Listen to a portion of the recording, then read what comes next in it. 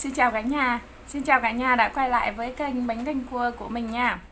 Hôm nay mình sẽ mời cả nhà ăn với mình một khay gỏi cuốn tôm thịt. Rồi bây giờ mời cả nhà cùng ăn với mình nha. Để ăn món gỏi cuốn thì mình chuẩn bị một chén mắm nêm.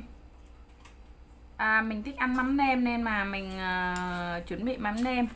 Còn có một số người thì không ăn được mắm nêm á, thì mình có thể sử dụng tương,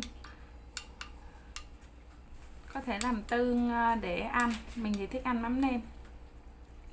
Rồi mời cả nhà cùng thưởng thức với mình nhé.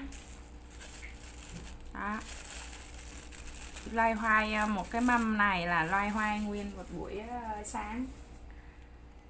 Đi siêu thị mua tôm thịt nguyên liệu về nhà làm. Trời ơi, hấp dẫn quá.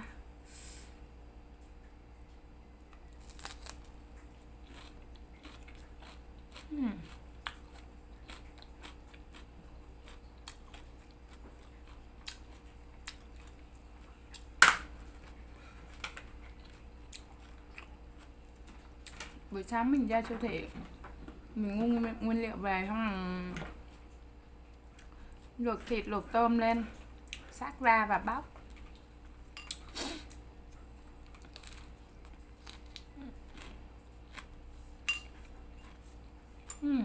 Ngon lắm.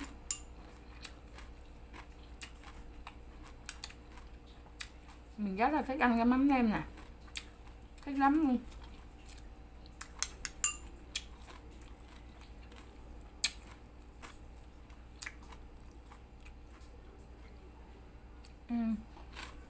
Làm món gỏi cuốn này cũng dễ lắm. Chỉ mua tôm thịt về mình luộc lên xong rồi mình xắt ra.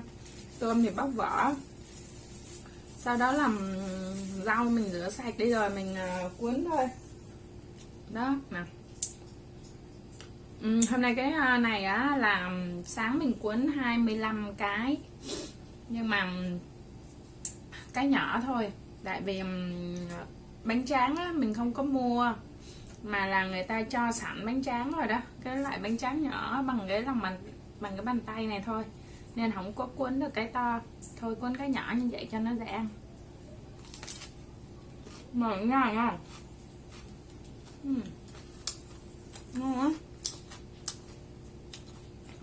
ăn cái này nó không bị ngán.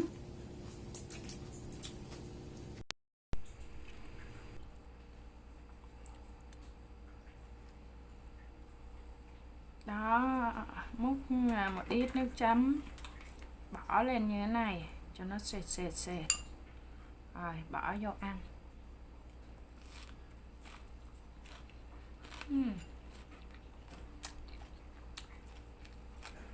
Ngon quá.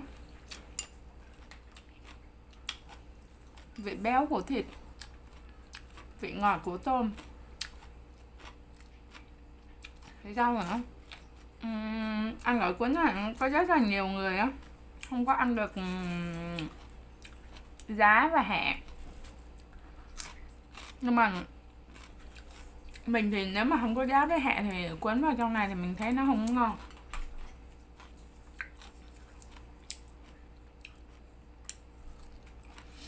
Sáng thực ra là mình cuốn rồi, cuốn rất là vụng. Đó, ngon chưa? 2 con tôm luôn. Cuốn nó hư quá trời luôn. Để được một mấy cái ở trên này chắc nó cũng hư mất một mớ nữa. Mình vừa cuốn vừa ăn luôn. Trời ơi, quá hấp dẫn. Rồi, chấm một miếng vào. Gỏi cuốn mà ăn với lại mắm nêm này không có gì bằng.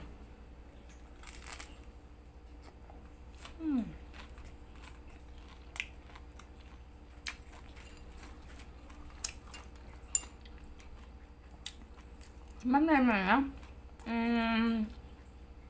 có một số cái mắm nêm mà người ta mua về á, nhà người ta đã làm sẵn rồi, nhưng mà nhà mình mua cái loại mà mình chưa làm, nó chưa có pha, nguyên chất á, xong rồi về nhà mua nửa trái thơm vào, xong rồi tỏi, thơm, hành tím nữa, ớt bằm nhỏ ra, xay ra, xong rồi hành với lại tỏi với lại lấy một phần củ thơm ra bỏ vô, phi lên, xong đó là pha với cái này đường. Có bột ngọt không ta? Hình như không. Đường á, ăn hết ý luôn. Với lại mình mua về mình tự làm á, là mình làm theo cái khẩu vị của mình. Mình mà thích ăn cay chua gì đó thì tùy mình bỏ vào thôi, mình thấy tự làm ngon hơn đó. Có nhiều người á không ăn được giá với hẹ, người ta nói ăn cái này tanh, nhưng mà mình thì rất là thích.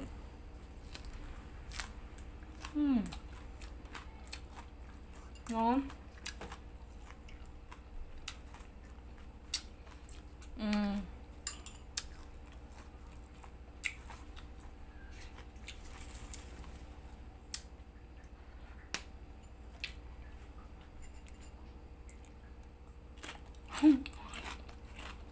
Dưa leo chấm nó cũng ngon rồi.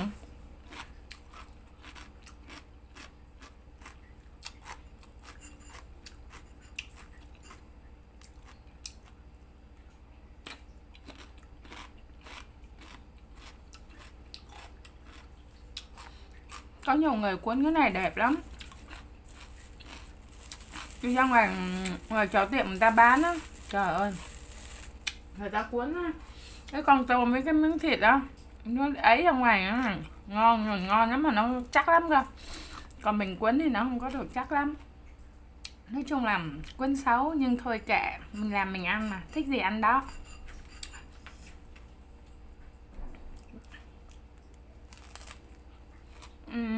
Có món nào không? Cuối tuần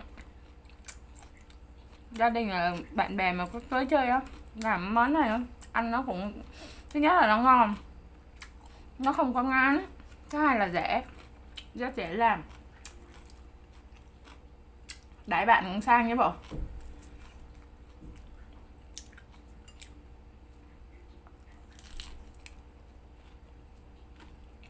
Có điều là nếu mà bạn mình mà nhìn thấy mình cuốn cái này chắc cười chết luôn á. Lúc đầu mình cũng nghĩ là cuốn rẻ lắm, ai dè cuốn vỡ liên tục. Xong rồi cái bánh nhỏ nữa, không bỏ được cái gì bà.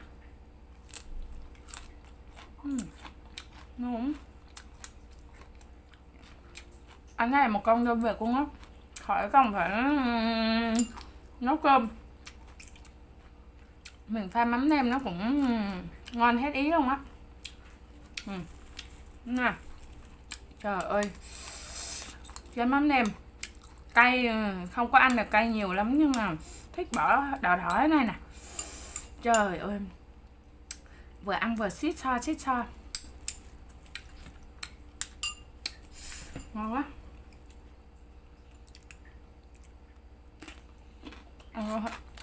Ăn rồi thấy muốn đưa. Có nhiều người ăn với tương á, ăn với tương cũng ngon lắm mà mình không biết làm món đó. Mình làm được mắm nêm, tại vì thực ra là bình thường mình cũng thích ăn mắm nêm á, nhưng mà mình không biết làm.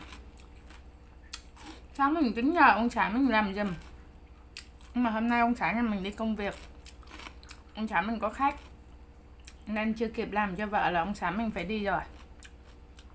Ông xã mình đi rồi, có mình nha, tự xử luôn. Mình có nhiều lắm, nhưng mà nó vỡ hết rồi. Cái nào nó vỡ thì mình để dành kêu cho ông xã, nhưng mình về ông xã mình ăn.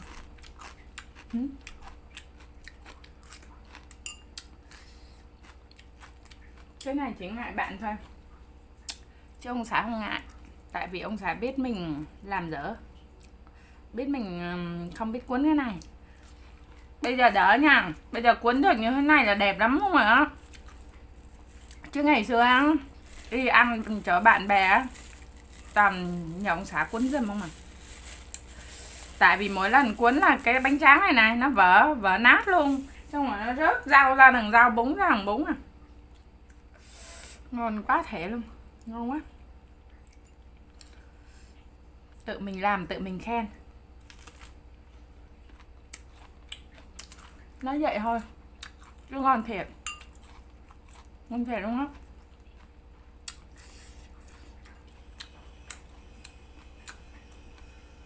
Ăn cái này không có bị ngán.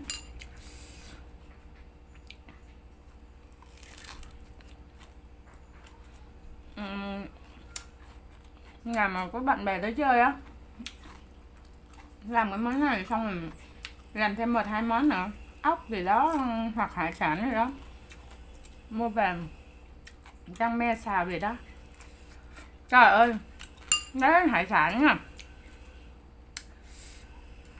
mình thèm gói ốc dễ sợ luôn. Tự nhiên đang nhắc đến ốc với thứ thứ lại nhớ đến gỏi ốc. Ngày trước hay ăn món gỏi ốc đụng mà.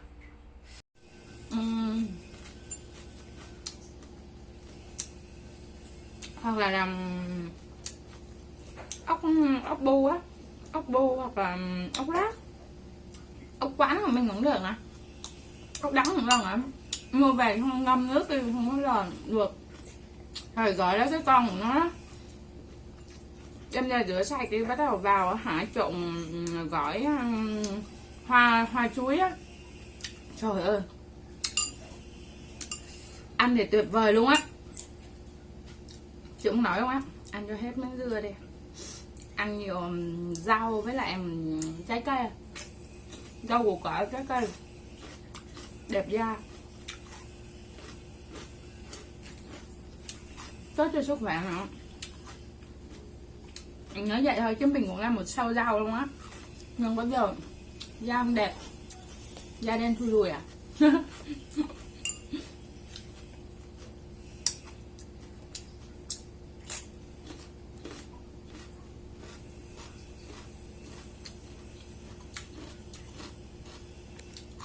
Hôm nay sáng á, gà dựng cả nhà ở nhà, hôm nay thứ bảy mà.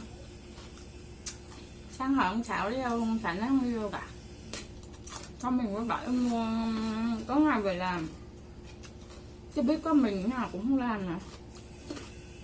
Xong rồi lát xong chắc ông Sảo có khách đột xuất, ông Sảo đi, còn có hai mẹ con nha. Phải dậy, phải dụ con ăn thiệt sớm, không dụ con lên giường ngủ xong rồi mẹ mới bắt đầu đến lượt mẹ. Con nhà mình đang nhỏ lắm, nó mà thấy mình ăn cái này là không cho mẹ ăn luôn á.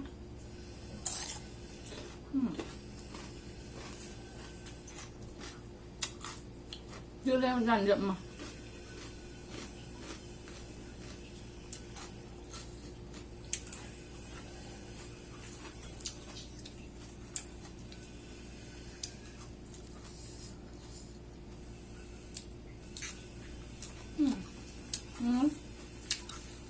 Ăn thêm cái nữa. Này vợ quá. Đó thấy chưa, thích thì ăn thôi chứ quấn à. Vợ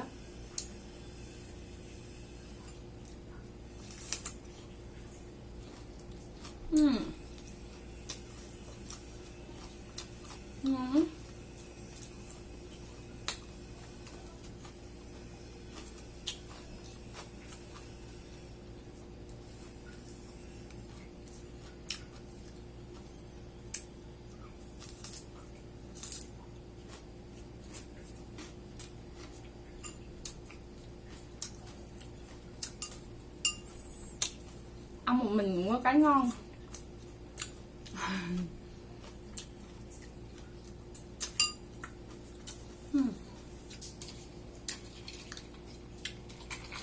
Làm một ly trà đá luôn, một ly trà đá uống.